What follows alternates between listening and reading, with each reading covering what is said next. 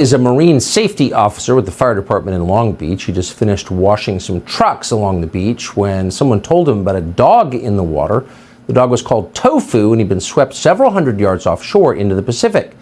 So Chase McCall got onto his paddleboard and wetsuit and rescued the dog. He had help from another marine safety officer called Devin Beebe, who guided McCall to the dog with her binoculars. Chase McCall joins us tonight with the dog he rescued, Tofu. Thank you both. Thank you both for coming on. So Chase, how far out was this dog? I would say Tofu was swimming maybe 200 to 300 yards out offshore.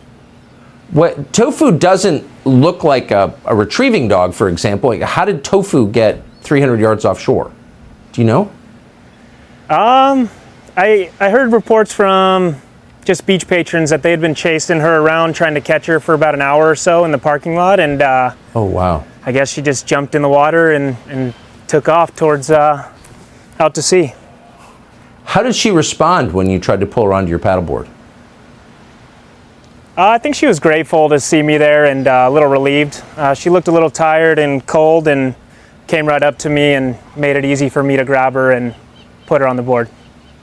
So dogs dogs famously know how to swim at birth, but they can drown, right? Oh yes, definitely.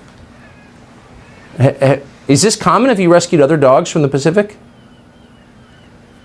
We've had a few incidences where we've rescued dogs from the water. Yeah, so it happens not too often, but it does happen for us.